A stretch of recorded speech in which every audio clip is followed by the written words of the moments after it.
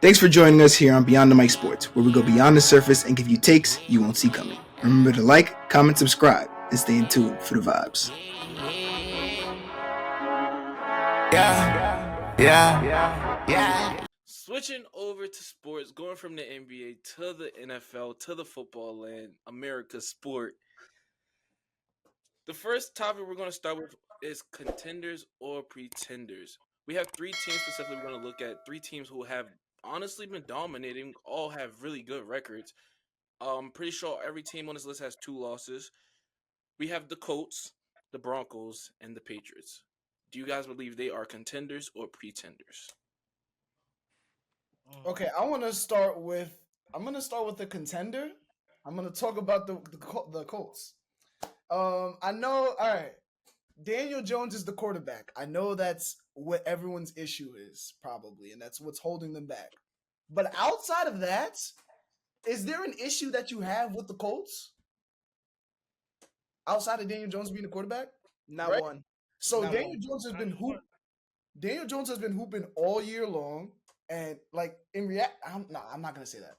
He's not been playing at an MVP level because Jonathan Taylor is the offensive player of the year to this point. You also have offensive rookie of the year Tyler Warren, who is just a do-it-all tight end. We saw what he did at Penn State, and so I'm not surprised that he's doing this in the NFL. You have Michael Pittman Jr., who's gonna do the dirty work in your short and intermediate. You have Alec Pierce, who's going to, I could just throw it up to him in double coverage. He's going to come down with it. You also have Josh Downs. He's a route technician. So this offense is just so complete because now we can shift over to Jonathan Taylor, who has 15 touchdowns in 5 games. 5 games with 3 touchdowns, dog. Like, the fact that you could just say, okay, hand the ball off to him, he's going to be our workhorse. Why? Because this is the best offensive line in the damn league. They've been working and mauling people all year long.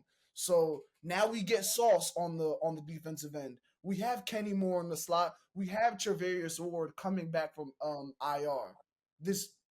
We have Cam Bynum and Nick Cross on the back end behind us. So this defense is complete. The offense is complete. All that has to happen is Daniel Jones. You have to play decent football, and they can get to an AFC chip. That's how I'm feeling. I'm sorry. Hell no. I didn't like. I was with you to the end. The AFC chip. I don't agree. I was with you to the end. And you know what? And I won't sound so combative. He didn't say they was winning the AFC chip. He said he was. I know, but it was getting there that was the issue. I won't sound so combative, because it's definitely possible. I just don't think you got to think about how it's standing, right? So let's just say, are we comfortable saying they're going to be the 2 seed, the Colts? What did I say? I think the Colts are going to finish with my record. I said the Colts are going to finish 12-5, and they're going to rest guys in Week 18 against the Texans. So let's just say they're the 1 or 2 seed. I think that's fair. Is that fair, everybody? I think it's pretty fair. Okay, cool. So that means they could possibly run into Mahomes. They ain't beating him. I don't see a world where Patriots I'll put my or the whole Colts beat Mahomes first week in the playoffs. So whoever draws the shit end of the stick in that regard, I think will lose. But I agree with everything else you said. I actually really do like the Colts. I think they're playing very good. I think JT is having a Saquon-esque season. He's playing really good. They do have the best O-line in the NFL. I'm glad that you called that out. They also have the best play caller in the NFL. Oh, yes. I missed the point. Thank you. Damn it. I don't even think it's close. They have the best play caller in the NFL. Their defense is really good. They made a trade for Sauce Gardner. I mean, it's going to come down to the point, though. Daniel Jones, unless Anthony Richardson, they give him another try, has to work out for them. And I'm saying I'm looking big picture because you traded 2 first-round picks. So it's not just this year thing. Like, next year, you have to be good as well. The year after that, you have to be good as well. Yeah. So I think they really brought all into not just now, but like a 3 to 5 year plan of, all right, Daniel Jones, off of a couple games, which leaves me to be hesitant.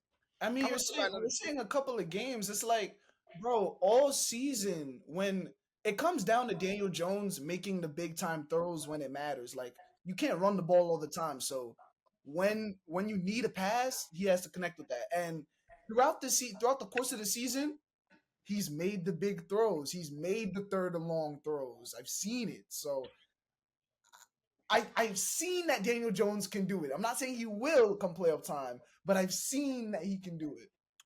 I'm not even going to bring it to the place I wanted to bring it, but I'm going to talk about another team.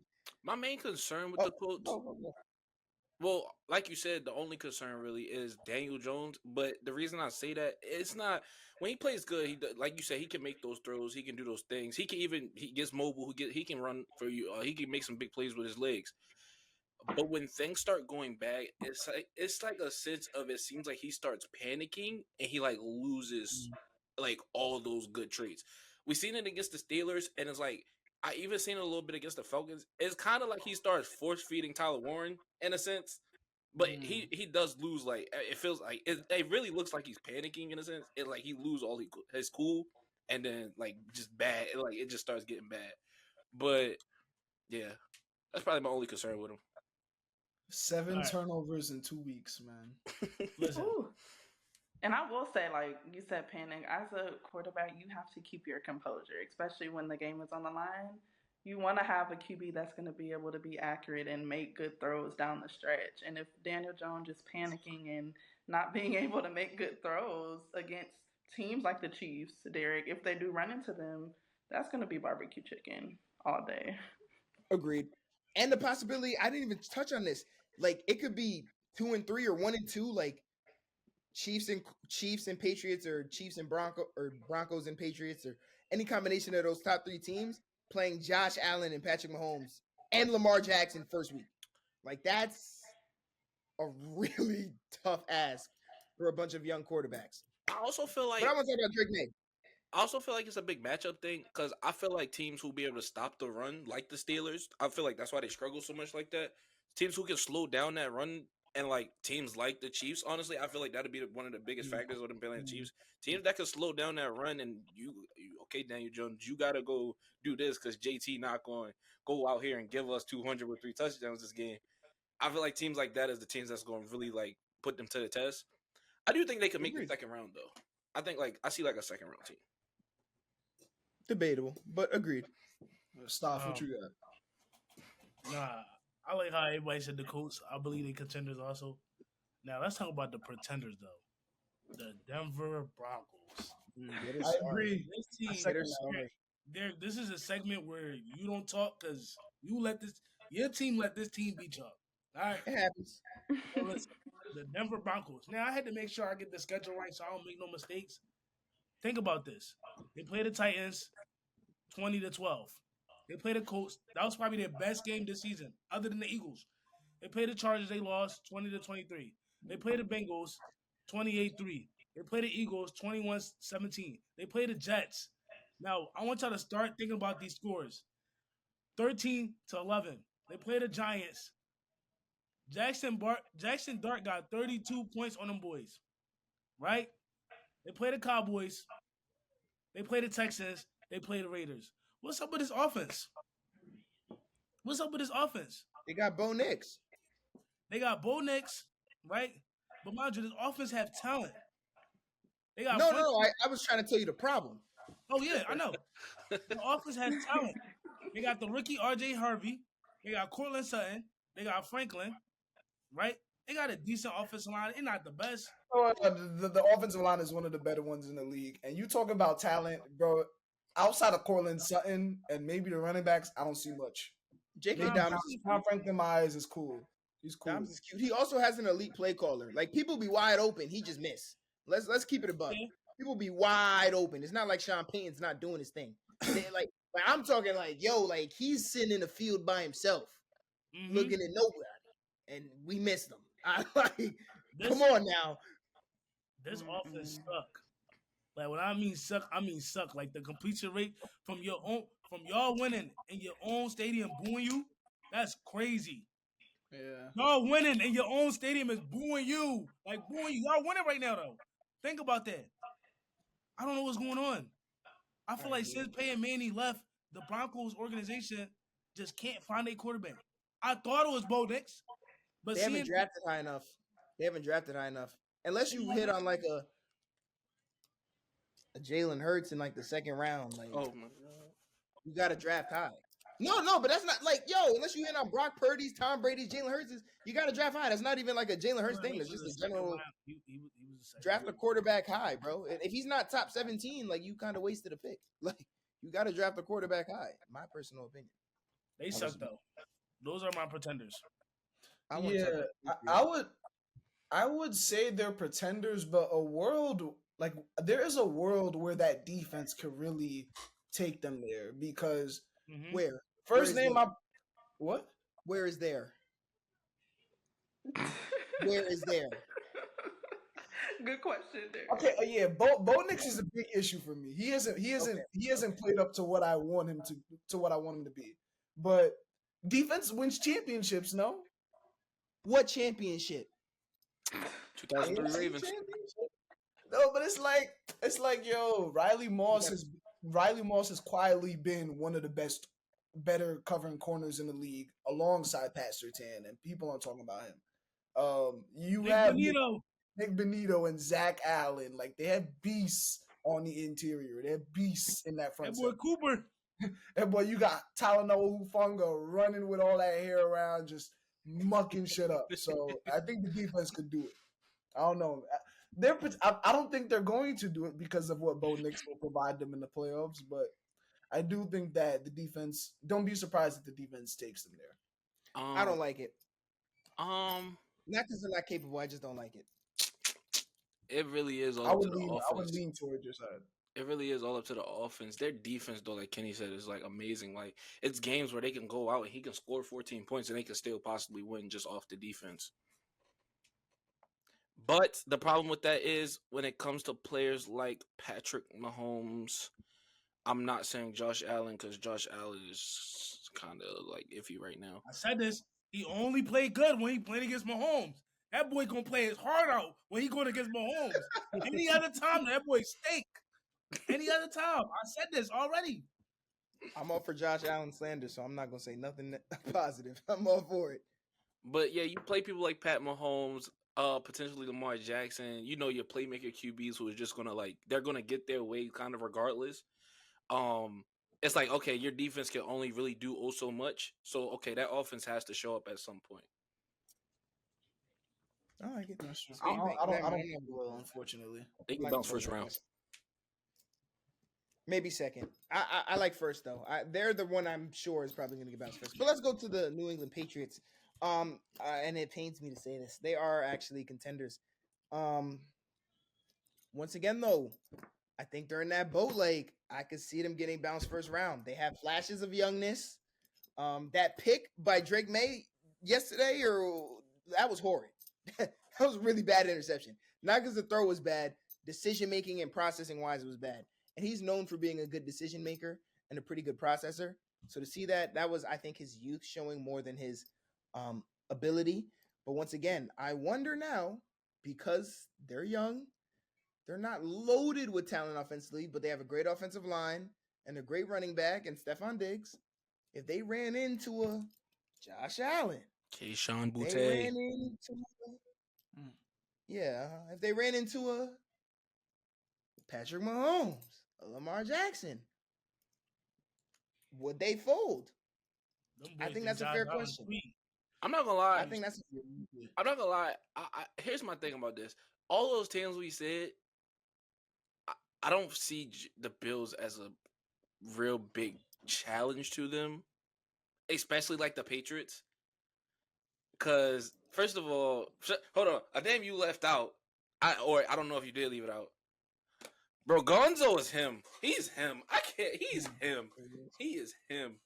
But I did. Sorry about that. Yeah, he is. But not fun against Drake London. He didn't. That's also fair. Okay, but Drake London is on like a crazy run right now. Could be in somebody's top 5 later. Let's start there. Even the Chargers, though. I think the Chargers might get him. The Chargers could get one of these teams. And y'all know, actually, what am I talking about? Justin Herbert's the quarterback. They're not getting anybody. They're out in the first round too. What am I Let's talking? regroup, Derek. What am I about to talking say, let's about? Yeah, I'm regroup. tweaking. I would I'm just like to bugging. My point out. fault. I would just like to point Yo, out. good catch, bro. I would just like to Good point catch, out. bro. I'm bugging out. I'm not letting that Herb slander just pass by. There is a graphic showing that he has the worst pass protection, and he is the second highest pass rating for like the group of low pass protection. Thank you, Dell. Thank you, Dell. Behind Lamar Jackson, he's right there with Lamar Jackson with pass poor protection and a very good quarterback rating. Okay, let me see a playoff win though. Oh my God! All right, see, we're not doing this. And that's why I'm keeping it. Let me see a playoff win. Okay, Drake. But Drake. We keep talking about Justin Herbert, but look at Drake. Like you said, D, he's one of the most efficient quarterbacks in the league. He's making the right decisions. I know you want to pick on I know you want to pick on one out of the 5 interceptions that he has.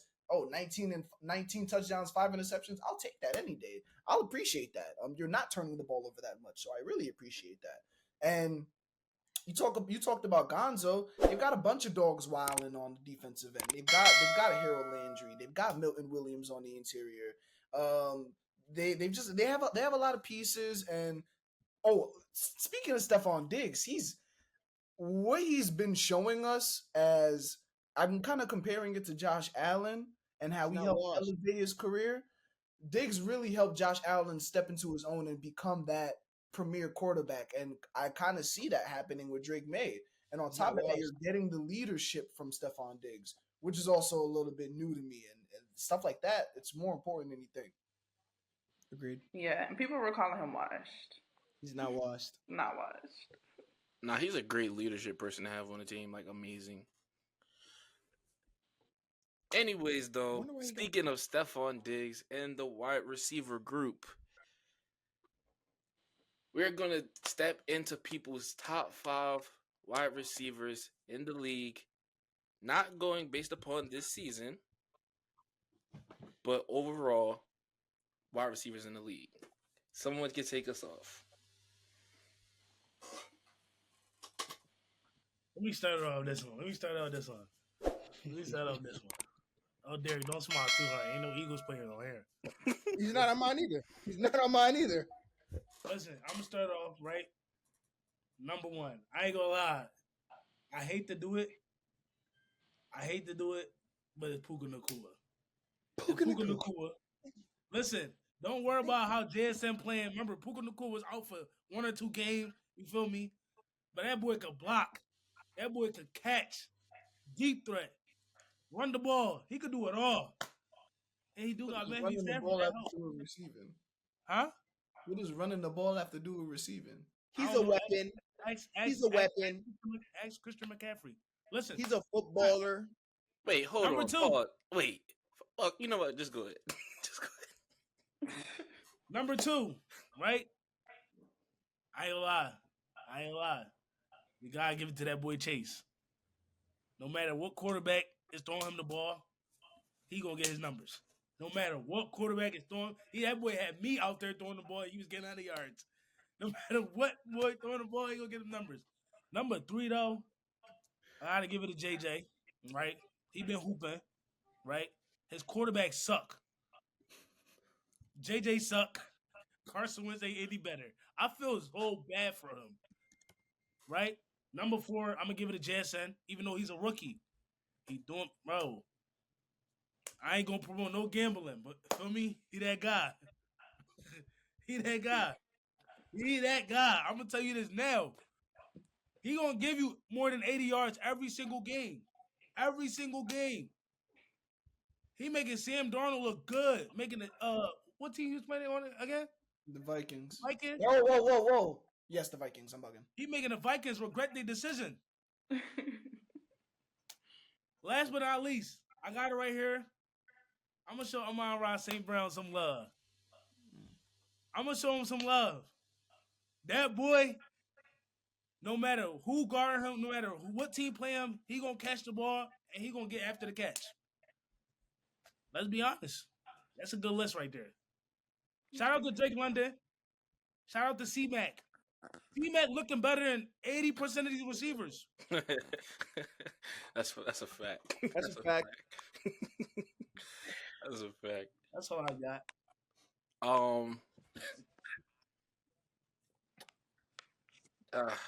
Go ahead, Derek. I'm really interested to hear yours. Let's go. Number one is Puka Nacua. Oh my goodness. Puka Nacua. It's not. I don't even think it's particularly close, but Puka Nacua. Number two, Justin Jefferson. I like the chase. I'm not gonna lie. I do like the chase, but I'm gonna go Justin Jefferson. I'm gonna go longevity here, and he's handicapped. He's playing with 9. He's playing with 9, so he's a little, 9 looks nice. I just want to point that out. 9 looks nice. 9 looks nice. 9 looks nice. Y'all not about to slander 9. Y'all not about to slander 9. 9 looks good. He's rage baiting. Good word. Number 3, Jamar Chase. There's really not much to be said. You could really say Chase is 1 or 2, but I'm gonna put him at 3. That's just my personal opinion. How you gonna say that when you just said Puka is far better than them? Because I'm far better at 1. I'm gonna tell you. Puka is the better wide receiver. However, production-wise, Chase is always going to be top 3. It doesn't even matter. Chase is always going to be top 3, kind of like an Amon-Ra guy, except his ability doesn't equal the other people on this list. And that's all I have to say about that. Fair. Number 4, JSN. I was 1 pick away from taking him in my fantasy league. I would have won the league. That's all I'm gonna say. I would have had him, Puka, James Cook, and Ashton Genty. 1 pick. Somebody sold my money. That's that. Number 5, I went CeeDee Lamb. I'm not gonna lie, and I could get hate for that. I could get a lot of hate for that. I went CeeDee Lamb. I think CeeDee Lamb is a really good receiver. I think he can play outside and inside. I think he can run the ball when he has to. Tough receiver, has good hands, but he does have concentration drop problems. So I like that. However, I have somebody tied for 5. None other than Drake London. Drake London is actually handicapped, and he just looks amazing. He looks like a 6'3" route runner, supreme, jump ball guy. It doesn't look like he has a weakness, which is really scary because he's playing with Michael Penix. Michael Penix isn't terrible. Room to grow.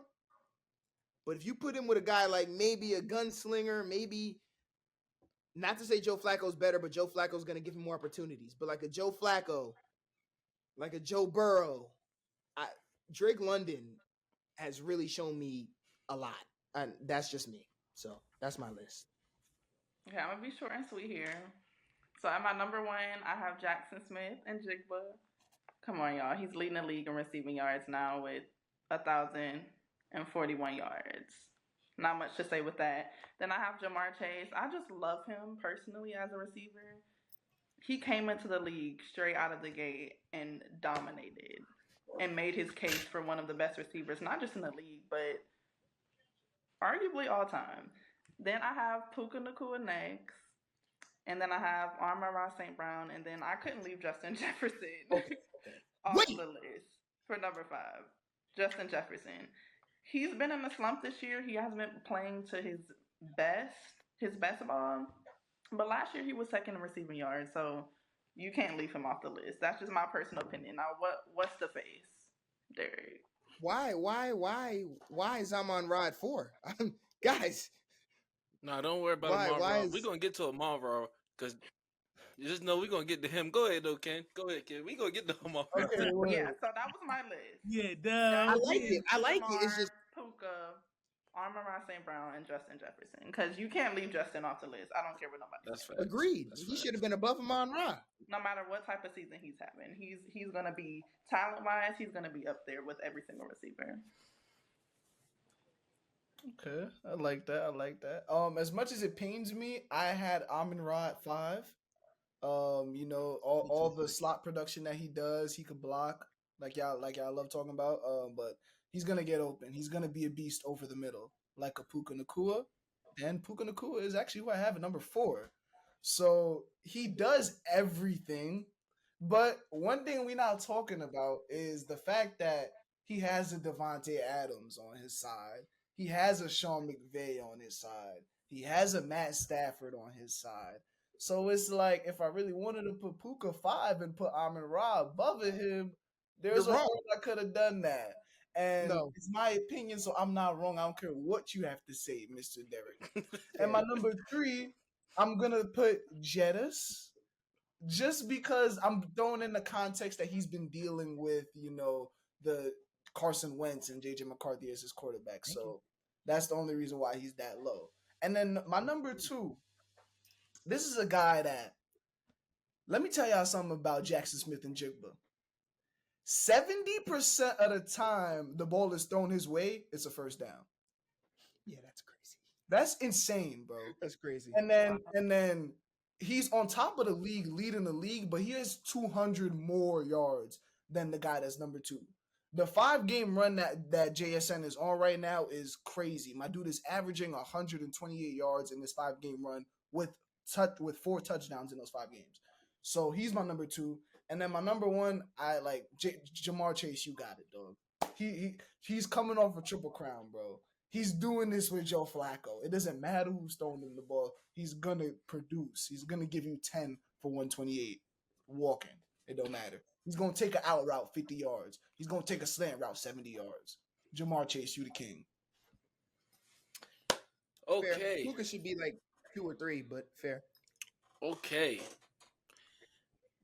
The best receiver in the NFL, without a doubt, the most talented, the best, number 1 of 1 is Jamar Chase.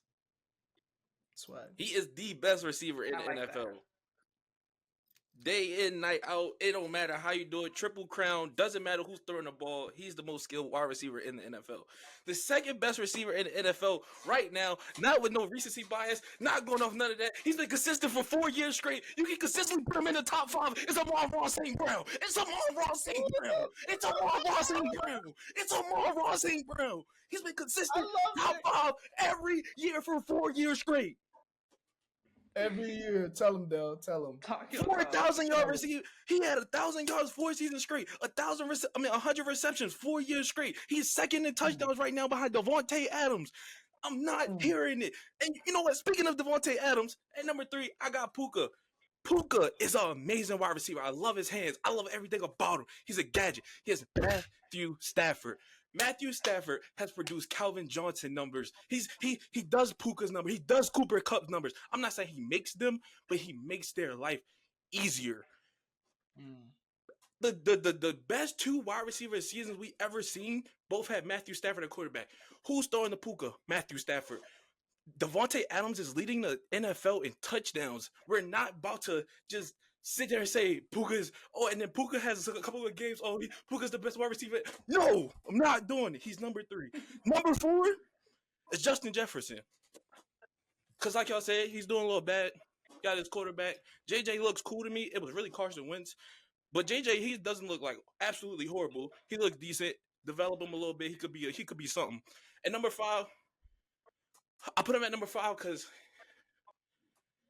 he's killing. He's the best wide receiver he's the best wide receiver in the season, like right now, going off this season. But he still gotta keep going for me to put him over those other guys, because those other guys are straight dogs. 4 seasons straight. Jamar Chase, Triple Crown, they're straight dogs. But number 5 is JSN. Swag. I like the list, yo. I like the list. D, you been quiet, G. Good. Good list. Yeah, he had a Amon-Ra too. I was done after that. I didn't. He was wrong. He was wrong. What happened? You can't just say he's wrong. I actually want to go back to what you said, because when you were talking about He's wrong. who's the wide receiver? Staph said he said who did you say? Oh, he said Jackson isn't Jeff. You was talking about running. You called him a gadget. You called him a weapon. That's what you said when he was talking about JSN running the ball. Amon-Ra St. Brown is a gadget and a weapon. I don't care where he lines up. He runs route. He gets open and he scores touchdowns. He scores touchdowns for the Detroit Lions at one of the best rates. 6 is important. That's how you win games. Weapon. And he's been a weapon. He's gonna stay a weapon. Mic drop. 6 is important. That's how you win games. So I have multiple things to say, actually. I'm going to get to that 6 is important after. But as we go for the receivers, I just have a question for the room. Do you think you could line up Amon-Ra, on the outside, meaning outside the numbers, as many times as you do any of the other top 4 receivers, and he'd have the same amount of success? Yes or no? Yes. Yes. Because he's a Monte Brown. He runs routes. If you genuinely believe that, you're gonna learn more it. power to you. You're gonna learn it. But you don't say nothing about Puka being a slot merchant either, though. Because Puka lines up outside. Because Puka lines up outside every other play. He still lines up outside. No, a lot of his production comes from the slot. A lot of his production comes off of motion to where he's already having a running start. So what are we talking? That's fair. Now the motion part, you got me. Motion part is fair. Motion part is 100% fair. But Puka's still gonna line up on the outside. He's still gonna run go balls. He's still gonna run skinny posts. He's not running slot fades all the time. He's not running whips and out routes. Now, granted, Amon-Ra, top 5 route runner in the NFL. Yes, probably top 3. That's a yards after the catch. He gets that. You're right.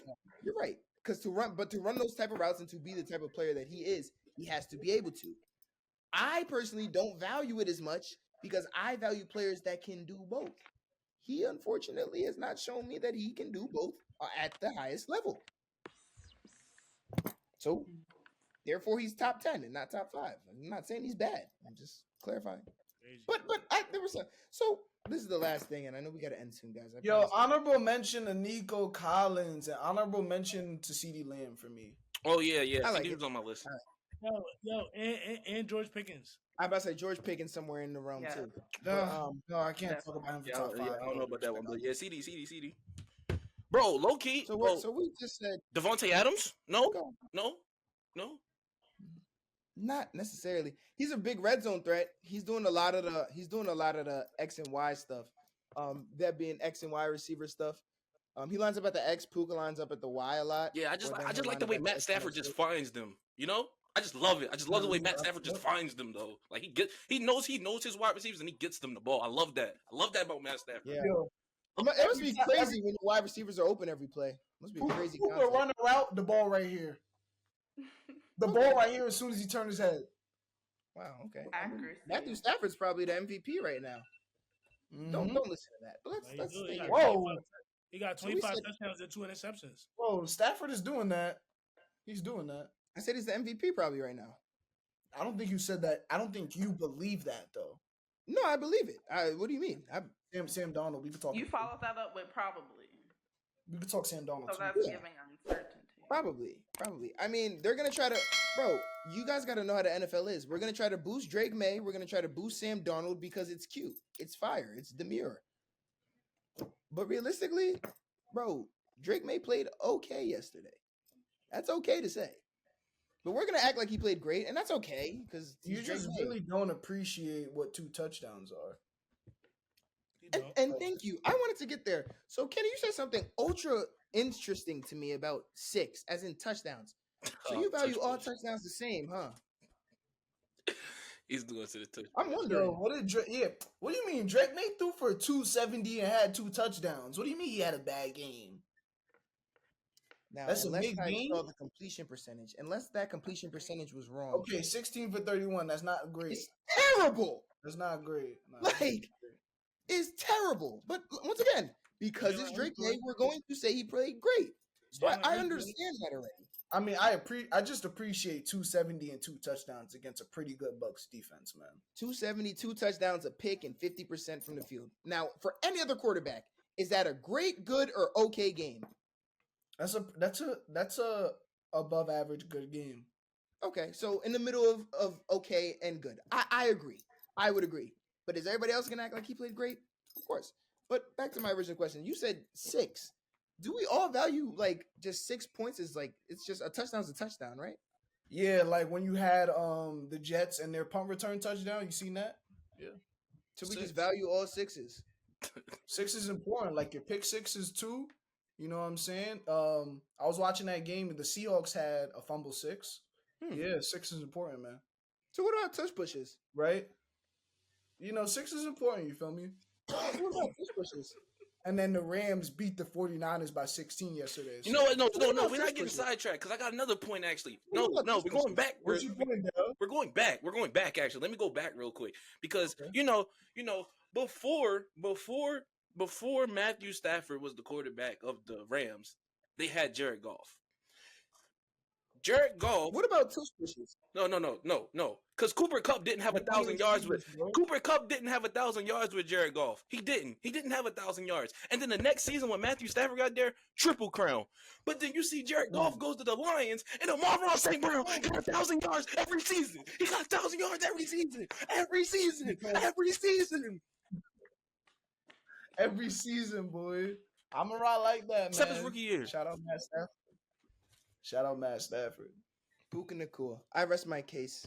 Shout out to tush push.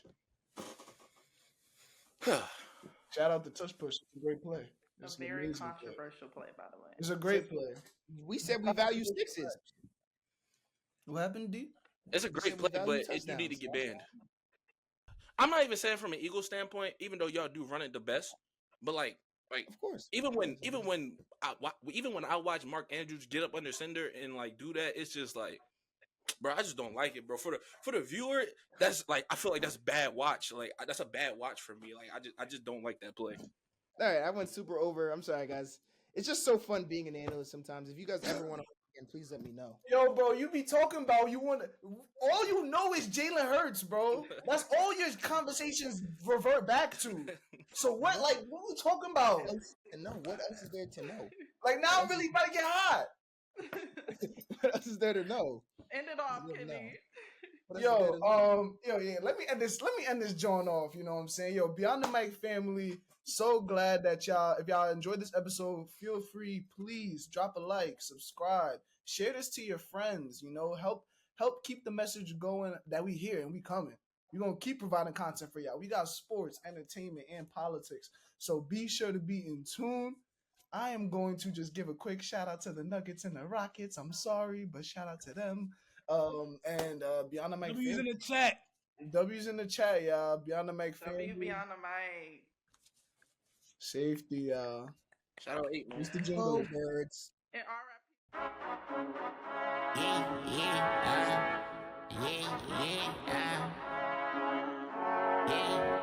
Yeah.